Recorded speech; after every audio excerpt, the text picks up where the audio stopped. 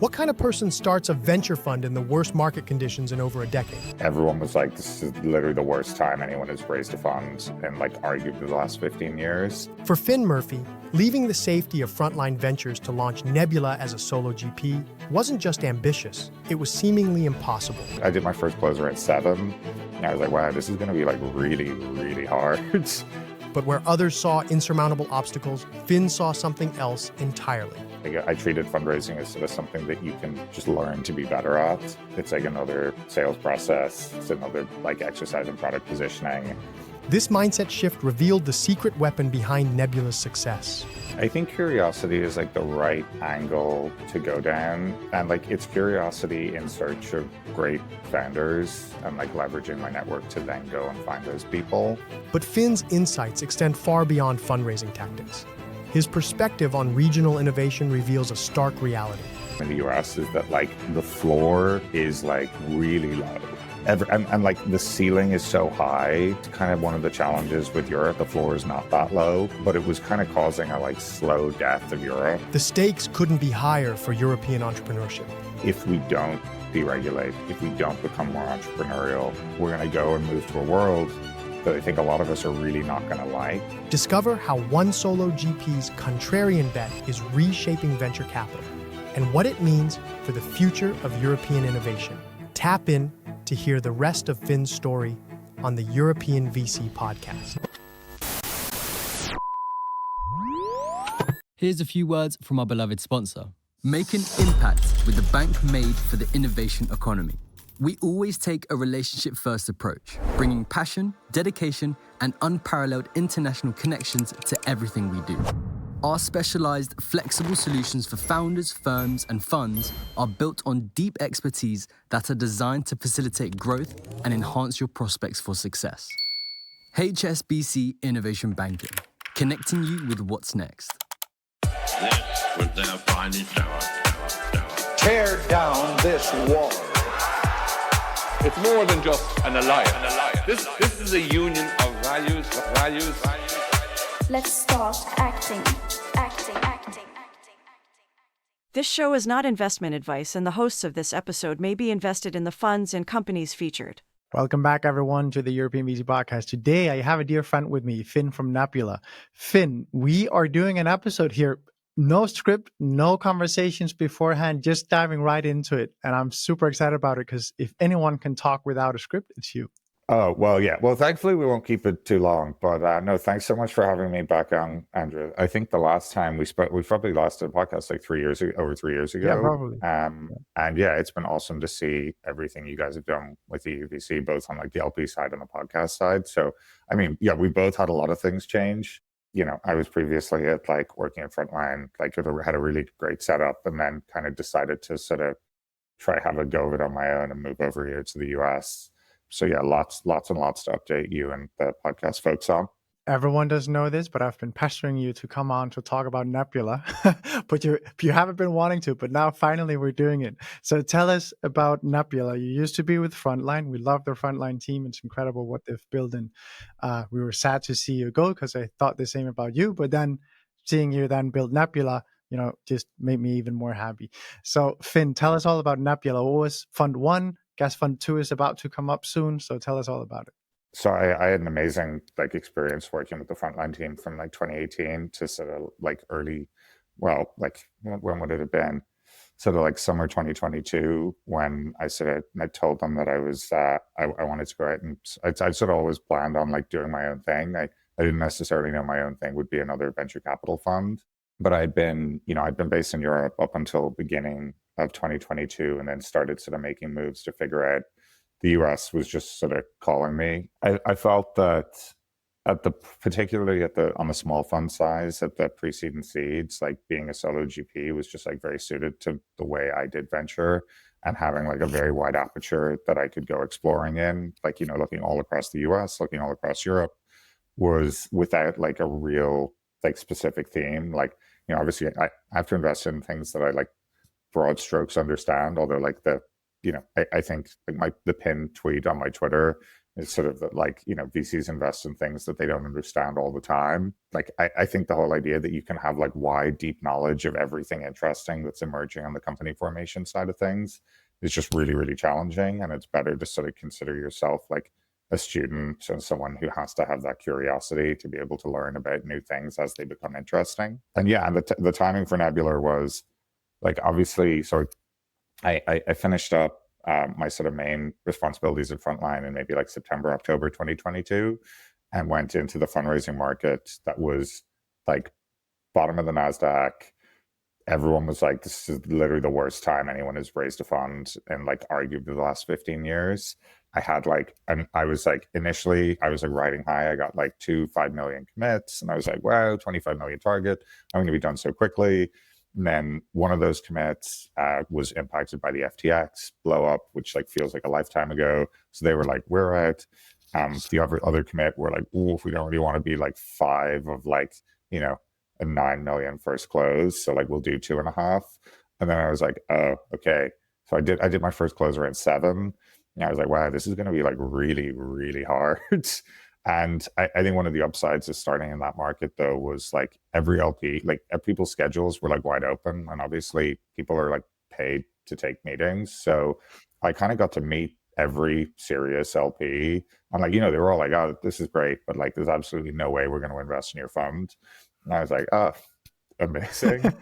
And I just, I got really good advice from a couple of mentors who were like, again, do the first close, get in business, start investing, start putting like one foot in front of the other. And I think gradually over the course of 23, that became more obvious because like my LP pitch was like horrible. I was like, I'm going to be solo GP. I've just moved to the US. I'm going to do lead checks at pre-seed, ideally co-lead checks at seed. And they were like, and so what are you going to invest in? And I was like, well, I don't know yet. Like, I don't know yet. Like, I'm going to figure that out. And I have this kind of viewpoint that like there's certain moments where it's very like company formation in certain categories, whether due to like a macro market shift or a macro technology shift, become really interesting, and they tend to attract really high quality entrepreneurs.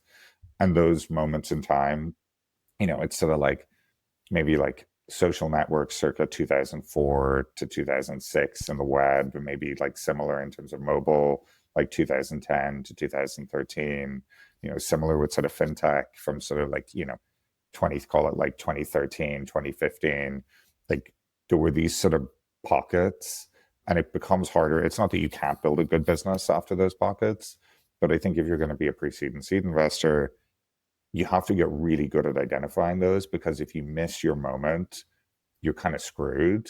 And, I think a lot of venture capitalists go back to this like, there's this Matt Kohler quote from Benchmark where it's like, oh, our job is not to predict the future. It's to see the present very clearly. And I think like a lot of people misconstrue hearing like when people like Benchmark give maxims like that. And it's like, that maxim is for Benchmark. It's not for everyone else. And, if you're Benchmark, you can afford to just see the present because you can come in and do the hottest Series A in the world. And I think when you're building a new firm and a new franchise, you just don't have that luxury.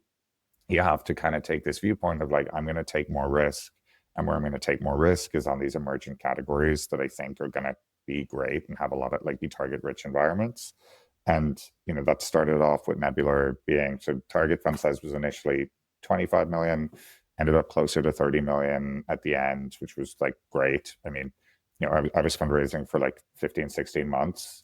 So it was definitely a haul, but like I treated fundraising as sort of something that you can just learn to be better at. It's not this just like, oh, terrible thing that you always have to do. It's like another sales process. It's another like exercise in product positioning. It's a lot of the things that like I would talk to founders about when they're trying to figure out product market fit. And, it led me to this point where I got a bunch of people that I'm like extremely happy to have on board. They were all like believers in sort of my madness and hopefully the potential in Nebular. But, it started off with being, okay, I have this kind of high level macro thesis that demographic change is going to have a big impact on a whole bunch of different industries. As we got like through like end of 22, like beginning of 23, it became more apparent. There was like, okay, AI is the wave. Like, this is going to be the big new enabling layer for like a whole bunch of new application software companies. I kind of felt like very early on that I had already missed the boat on AI infrastructure. And a lot of the new AI infrastructure was actually just like changing so quickly that I was like, I'm not the guy to invest there. And so, started making a bunch of investments in sort of healthcare, like technologies in healthcare, mostly focused around back office and administration. Again, aging population, like increasingly infirm, plus like just a smaller number of like nurses and qualified doctors to actually treat those people. I had like this view on manufacturing as well that came from a similar place. And I was like, oh, like, we're going to see like similar dynamics. There's going to be like less globalization, more nearshoring. The problem was like, I went in and at both of these categories, I was like, I think these are interesting. And I ended up meeting like 7 founders in healthcare that I've invested in out of the fund so far. And I've done 19 core checks in 2.5 years versus 1 in manufacturing. And it's not that the thesis was different. I had the same idea, but it's like, go out with a lens on the world. And then if you meet really interesting people, great, invest in them. And if you don't. It's been a really interesting experience, and like a whole bunch of learnings on, when you're fundraising, you're like, I'm going to be super disciplined. I said, I'm going to write 500K checks to 1.5 million checks. I said, I'm going to get like, at least 4%. I said, I'm going to try to get up to 12%. I said, I'm going to invest in like 6, 7 companies a year. And, all of these things get like squished and stretched. And it was like good advice. Right now I'm sort of 75% deployed. Well, 75% investable capital deployed, which is like, I do like 75% of the investment upfront, 25% in reserve. I ended up with, 19 core positions, which are sort of in that like, 4 to 12% ownership range. And then another 5 sort of like smaller strategic checks, like positioning things. And, one of my LPs basically told me, he was like, 20% of the strategy is to be off the strategy. I sometimes like, when I do these podcasts, I have a great time. And like, it's really enjoyable chatting to like really smart people, but I'm also, there's like so much stuff I had heard, and until it actually happens to you and you get hit in the face and you're doing it, you're like, oh, okay, that's how this is going to work. And yeah, and it's been great. I've been like, had like a lot of great supporters, a lot of great like I've got to work with like some of my best friends co-investing in like really interesting businesses all across Europe and the US. And yeah, it's now, I mean, the terrifying, well, not terrifying thing, the like exciting thing is it's, because I started investing as soon as I did the first close, I have a 3-year investment period, and I'm coming up like, towards the end of that. And I think it's just a lot clearer now what I was going to do and like where I was going to find like interesting founders and like in interesting categories. Now I think the narrative I have when you're pitching a fund 1, I think you're like, there's a lot of this, like people are like, you need to figure out what box you go in. That's hard because like, I think like authenticity, and there's so many people fundraising right now that there's such a massive premium on like being authentic to you and yourself. But if like you and yourself is very different, there's not a box for you. Like, as the fund has progressed and I've kind of been a bit more like comfortable in like the pursuit of interesting ideas and different opinions, I did a bunch of research into kind of like edge applications of LLMs. And like that led me to investing in this AI companion teddy bear for kids focused on children with like language development issues. And that founder believes that like the next smart iPhone is an AI companion. And the richest data moat for that companion is the companion that you've had with you for the longest period of your life. And the delta between when health insurance in the US will start paying for speech and language therapy is when kids turn 4, and when most parents start worrying about their child's language development is at around 2.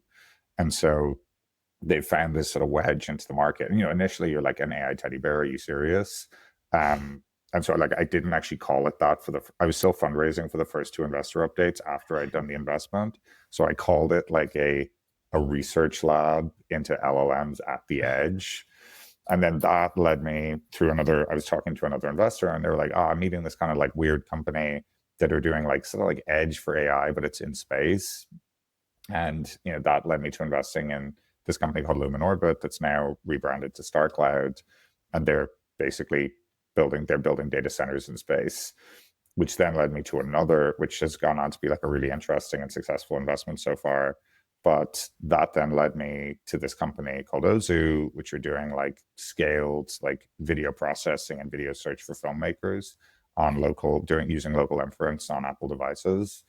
And like all of these things connected. Like also there was like just a random one thrown in the mix. Like there's a founder who was briefly working for me while she was figuring out what she was doing her next thing, came back to me and was like, hey, I have this kind of like nuts idea.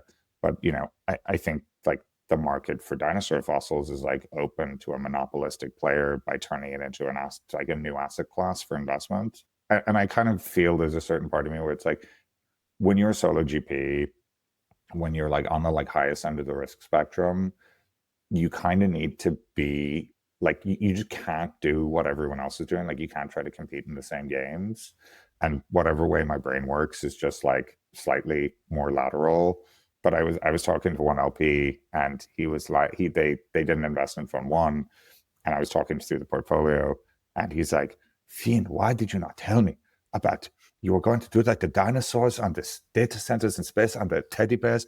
This is amazing. Why did you not tell me these things? And I'm like, what are you talking about? Like, how could it, like, it's like post hoc. Like, I think venture, like every good venture fund is very good at revisionist history. And so on the way in, your pitches, it feels like it's like, oh yeah, of course I was going to tell you how I was going to be successful. And like the reality is like people don't know specifically how. They have like this directional sense of where they're going. And so yeah, I've really, yeah, it's been a really, really great like decision for me to go out and do my own thing. It's like sad not having like a team of people anymore to like kind of like take the wins and the like not so fun times together. Yeah, kind of set me up well for like now with like when I go out for fund two, I'm not pitching a like, hey, here's this like speculative thing that's unclear what it will actually be. It's like, here's more of the same, scaled up slightly with the same kind of risk and the same kind of like edge, with the same sort of viewpoint of like the best founders. They can come from any like I don't know anyone really outside Europe or the US, so I don't invest in geos outside the US and Europe. I don't understand certain categories. Like I don't understand biotech IP businesses. I don't really understand like mobile gaming, like consumer, like those sort of like digital consumer businesses. But I think like the thing you just figure out getting good on is like ultimately always getting good at trying to figure out people, and then try to use an understanding of like markets and trends to give you like a narrower aperture to go and look for people. Because otherwise, like, all pre-seed, all seed, all Europe, all US. Like I could go like fully insane just talking to people all the time. And so having that filter has actually been, it's been the kind of helpful side of things for me. So Finn, I want to ask you, being a solo GP, I get 100%. And I really think that this is the beauty of solo GPs. You can pursue whatever avenue your network and your mind and your interest kind of takes you to, which I think is one of the superpowers of a solo GP. And that's also why I actually like if the solo GP is sufficiently strong, which I think they should be. Otherwise, you're not in the business of being a fund manager. It's beautiful that they have their own remit and you basically just get money to do what you do best, which is, as a solo GP, being you almost. But I'd love to ask you, how do you think about your niche? Because oftentimes you have solo GPs that do say, like Anthony with Rerail, fintech, that's where I'm doubling down. I'm building this type of network around fintech and so on and so forth. And of course, also his own understanding. It feels to me that you're more doubling down on your curiosity and your pathways within your network.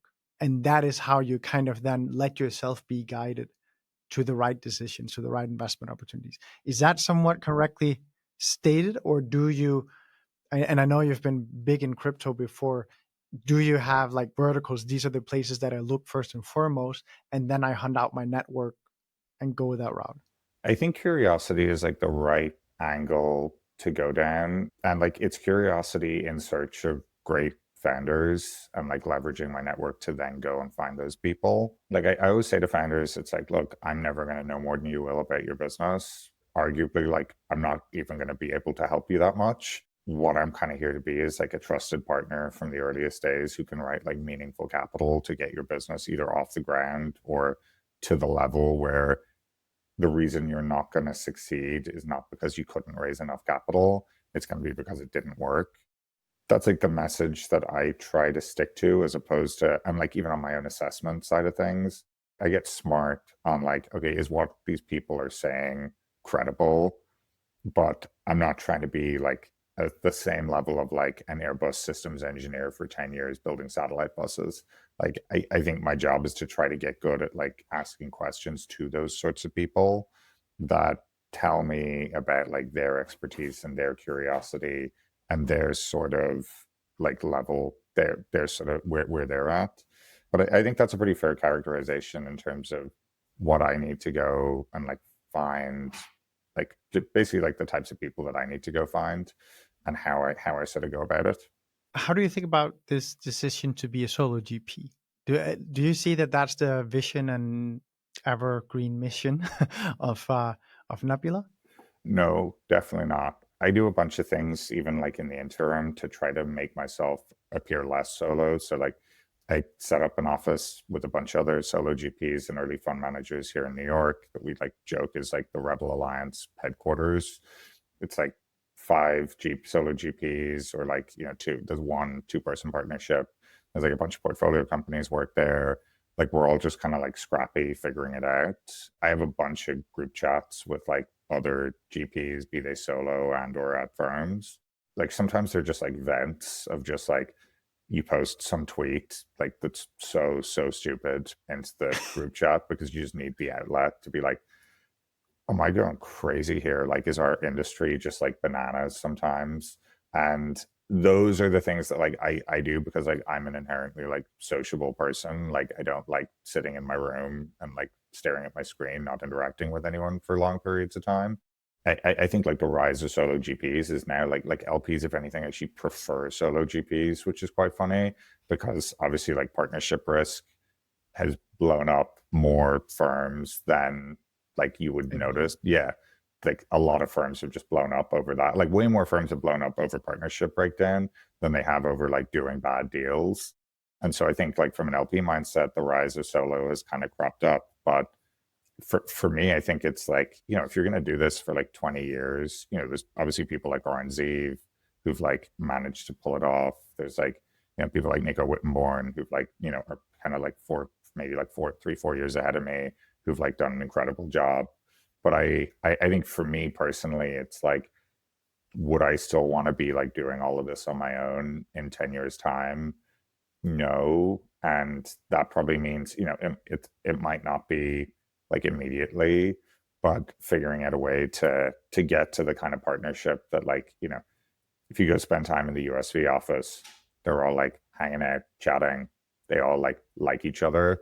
You go to like, you know, you spend time with any of the 0.9 partners and, you know, they clearly have like an enormous amount of respect for each other. And I think that that's like a idealized world. Like being solo is great, don't get me wrong, but I think there's like an idealized future where you have partners and you're doing your own thing, and like that's how you can become like one of the great firms. That's how you can become like one of the really great firms and kind of like build something that probably like goes beyond you as well. Like I sort of have this other like kind of maybe like controversial view that like you can't really be a good seed investor for like more than like 15 years, like maybe 20. It's just like hard. Like it's like there are many ways to do it, but you know, like the way Benchmark like retires partners and brings in new partners, like obviously like once you're like have made billions of dollars in carry, it's like easier to be retired. I would have a credible narrative for why I would continue to be as great. Like I think it's more of an athlete style game. Like eventually LeBron is not going to be winning the NBA final. I'm sure he can still play great basketball, but like he's not going to be winning the NBA finals at 55. And I think there's a similar kind of arc for early stage investors as well. I imagine you know Neil from the Nordic Web as well. He runs everything in his firm, in his solo GP firm, from his desk. He almost doesn't travel. I imagine you're the opposite. You travel quite a bit and you try and meet as many people in person. And I imagine that his style of investing can work for a long time. And it's not so intense that it only lends itself for someone who's quite early in their career, to be very honest, or early in their life. Because I imagine that the life that you lead is very hard to reconcile with having a wife and children. Oh yeah, no, it's definitely. I think it's extremely challenging. Like the sort of like lead check, like if you want to write lead checks, if you want to try to be like the first partner to these companies in like a meaningful way, and you want to do it like globally, like across the US and Europe, yeah, no, it's completely unsustainable over a long period of time. Like there's no doubt about that. I don't necessarily. I think like my side of things is maybe more. It's probably more of a young person's game. I think you can probably come to investing later in life and still have a good 15-year run because you probably come at it with like a different edge and like a different direction. But the reps of a seed investor is just, it's always on. And eventually it's kind of the same thing over and over again. And like the markets change and the markets evolve. But I think like motivation, like the psychological aspect of investing is like way more prevalent and powerful than people realize. Like, it's not an objective game. Like some days you wake up and you decide because you had a good night's sleep and you feel good. And then you meet a founder and you're like, oh, I really like this. And then some days you're just like, oh, I've just done 8 calls and this person is like, great. But like, no, it's what I mean. Like this motivation piece is like, if you continue to be great, after 15 years, you've either been proven to be great or you've been proven to like not be great. And so at that point, it's like, if you're great, do you want to, and this is maybe more of a personal, it's like, do you want to continue believing you can have another 15 years of greatness? Or do you want to like find something else or like evolve what you're doing in a different way? That's something I kind of consider for more like longer term thinking about, because you think you have to think about everything in venture on these like absurdly long timelines. I actually think it's actually a bit funny because one of the reasons why I love new teams, but especially solo GPs, is because it's a bit of a perfect storm. You have this perfect alignment of everything that they've done before to them now being able to form this solo GP firm. And that rarely happens with multiple people. And that is why I'm inclined to think that solo GPs are very often in an absolutely incredible, unique position compared to combined teams, because it's just very, very hard to have that perfect storm happen with multiple individuals at the same time. It also means that if you don't have that perfect storm as a solo GP, you're dead in the water. Oh yeah, no, I totally agree. I mean, like some LPs I've spoken to about this, like one LP, I was like, yeah, look, like over time, I want to add partners. And this is like a very large institutional LP goes, oh, so you don't think you're the rainmaker? And I was like, well, no, I think I'm pretty good at making money. And he goes, well, why do you want to fuck that up with like a bunch of other people? It's actually funny. The way I call it is that it's very, very hard to scale the incredible talent of the GPs, the founding GPs. And oftentimes when you have teams of 2 or 3, if I'm very honest, oftentimes there's one that stands out from the rest. If that person would be in a place where that person would want to run their own firm and do everything on their own, that, which is sometimes not the case, but that can sometimes be a much stronger constellation. Oh yeah, well, like I mean, like every like large institutional LP I know is like, oh god, I just love like the Martin Casado fund, or like, oh, I would just like. There's one LP who literally every time he sees Alfred Lin is like, I'll give you $1 billion, just take it. I want the Alfred Lin fund, and like obviously he doesn't do it because there are many other aspects to being at Sequoia that are like, there's the intangibles and the tangibles. But yeah, it's funny that I've only come around to this perception more recently, where like most LPs are like, partnerships are like something we put up with because we believe it's like a necessary evil to success, as opposed to believing that it's something that like it is like inherently better for returns. Outside of like, people are like, oh yeah, there was like one benchmark partnership where it was like Mitch Lasky, Matt Kohler, Peter Fenton, Bill Gurley, Like, Yeah. yeah, where you're just like, oh, and everyone was hitting like banger after banger after banger. And now But the it's, majority of partnerships are not like that. But the fact of the matter is that most people have a life that does not lend itself well to be a solo GP, because it is as intense as we just talked about. I want to make it to talk about one other thing, because we are close to time. I want to ask you, you're investing both in the US and in Europe, and you are of European origin. So I'm sure that you hear a lot of people talking about both in the US and in Europe. I'd love to ask you, what's your take? What's your thinking? We've just seen Project Europe be announced. We've got the EU Inc. with Andreas Klinger moving incredibly. I'd love to ask you, what's your take on this, Finn? yeah, I think it's like what Harry and like Nico Wittenborn and the Point Nine guys are doing with Project Europe is great. Like, I feel like bad that they got a lot of flack for it. I completely agree. Like, I have the biggest respect for Harry, everything he has built. And then with this initiative, the only thing I thought was, why is it only 10 million? I wish it was much more. Oh yeah, I just gave them shit for the terms being slightly worse than YC. I was like, just make it slightly better.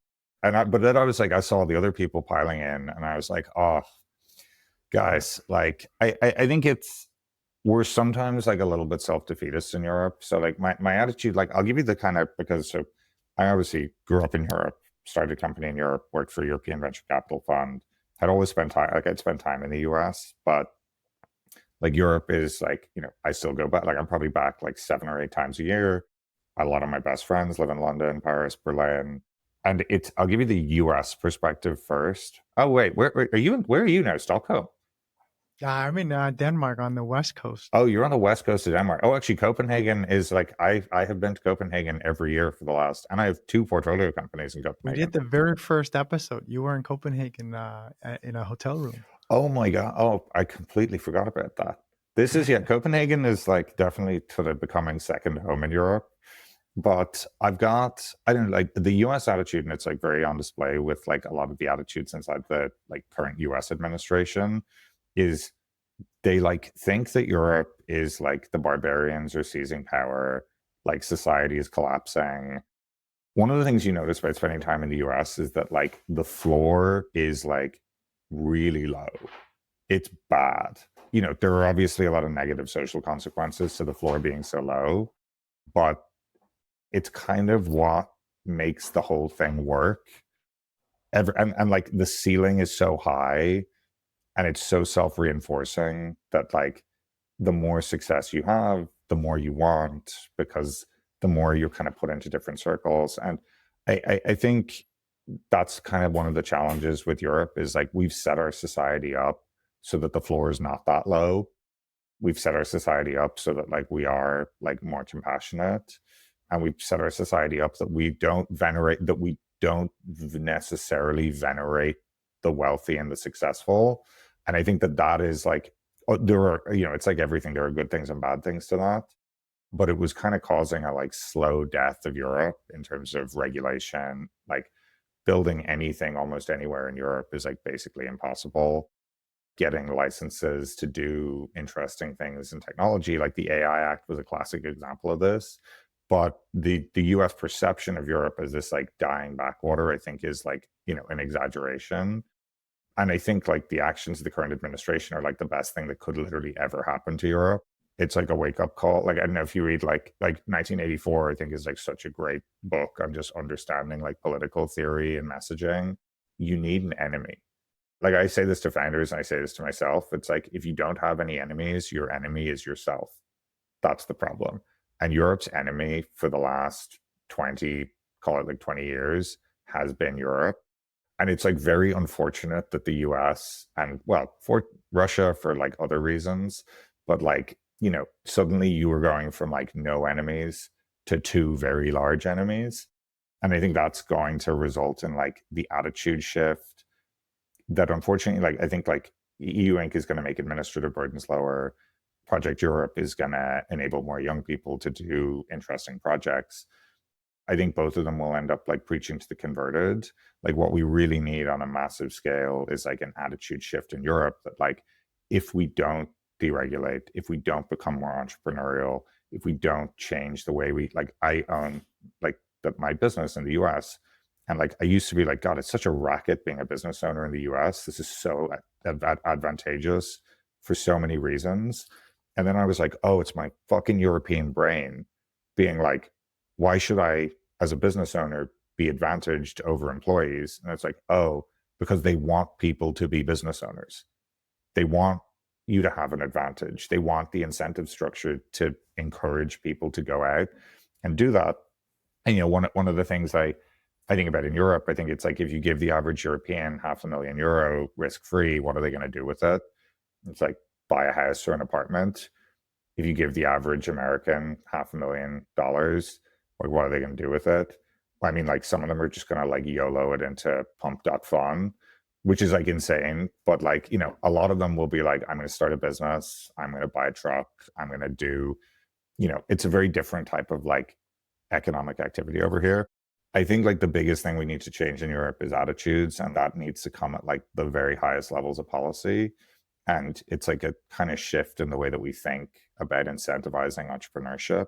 Most of the LP dollars in Europe are government dollars, like whether it's like KfW, BPE, British Aviation Capital, EIF, Irish Strategic Investment Fund, and they all have mandates on their capital and like where they want it to go, how many dollars have to be invested in certain geographies, how many dollars should be invested in certain categories of company.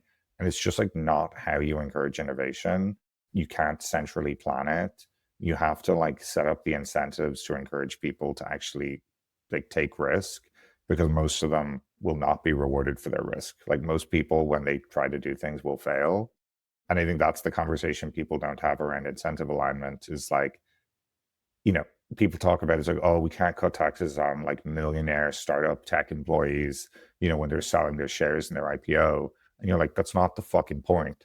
The point is the incentive encourages more people to join companies in the first place, knowing that that equity is probably not worth anything. You pay for it on the far end, but like your cost is not just like, oh, we're giving millionaires tax break.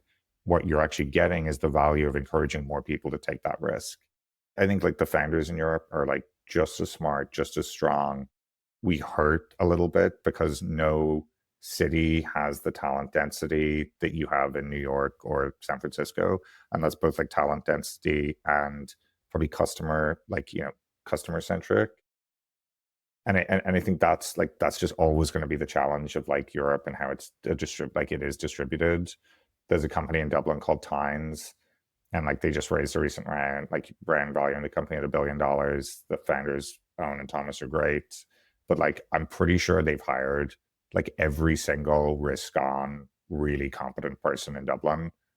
Like there are more competent people, but all the risk on people are kind of gone. And this is a company that's already like valued $1 billion. And I still think people will be like, ooh, but that last one that was valued at $1 billion, it didn't work out so well for them, did it? Ooh. And like, anyway, that's my kind of like longer take on it. You stated a lot of the critique or the criticisms of Europe that I actually don't align very well with. And it's an age-old discussion, right? Do we have less risk on in Europe versus in the States? And are our founders, you know, do they have less ambitious plans and so on than in the States? I kind of struggle a little bit to see the how do you square that we say at the same time as we say this, we also say that the best founders will run through walls and nothing can stop them. They will not fit into any square box. The idea that, well, that the problem is that they're not incentivized enough. The problem is that so on and so forth.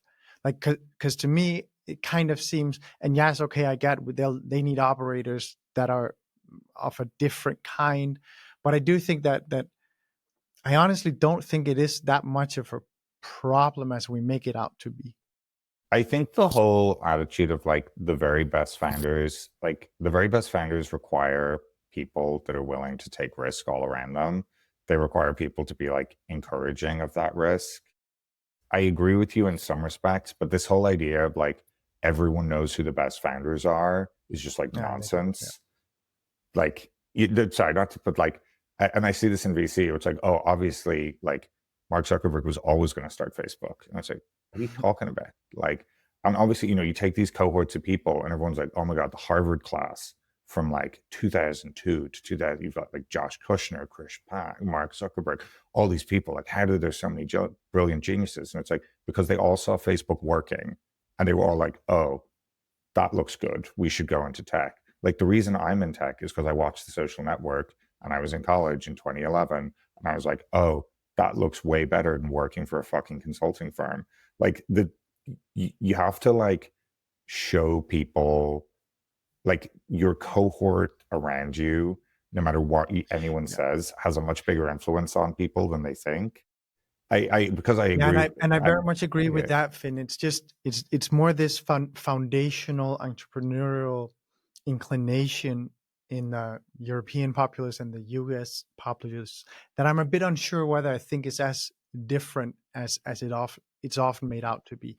I do think that yes, we do not do enough to stimulate entrepreneurship in our young people. We do not do enough to incentivize entrepreneurship in most countries. Many places are almost anti-entrepreneurship, at least if you're successful. There's a lot of initiatives to get you started. There's a lot of initiatives to take all your money if you're successful. So I definitely get all that. I just think that it's funny. Sorry, I actually totally agree with you. I think the initiatives are like largely nonsense. I think the like tax on success is total nonsense. I suppose I'm trying to say is like, it's the wider attitude. Like, why is having enemies good for Europe? Yes. Like it's the existential, I have to do so. There are a group of people around me that are doing big things for big reasons. It's not more accelerator programs. It's not more LP dollars mandating we invest in like, whatever we want to say, like Italian defense tech startups. Like, that's crazy. All of the other bits are like window dressing. That's why I'm like, the macro shift combined with like more cultural icons. Like, I think it's like a shame that someone like, Europe's most iconic company of the last, like, call it like 10 years, Revolut, is like a Russian immigrant who has now moved to Dubai. Like, and the UK have since left the European Union. Like, it just like, I like, there's the layers to the, like, it's not like the, along with the help of the French ecosystem, we did XYZ. But no, I'm more aligned to you on I don't think you need more programs. And it's why I think this is the hardest problem. Like, I sit around talking to friends being like, how do you actually fix that? And I think the key for me as an investor is like, try to influence the world around you. And it's just like, when you meet really ambitious people, wherever they happen to be in Europe, just like back them. You would back any US founder and encourage them the way you would encourage any like US founder, because at the end of the day, like, their their opportunity set and their attitudes are usually not that different. I have one final thing I want to ask you on this note. One of the things that I am very much trying to champion is that we need our VCs and our founders to get more involved in policy and politics.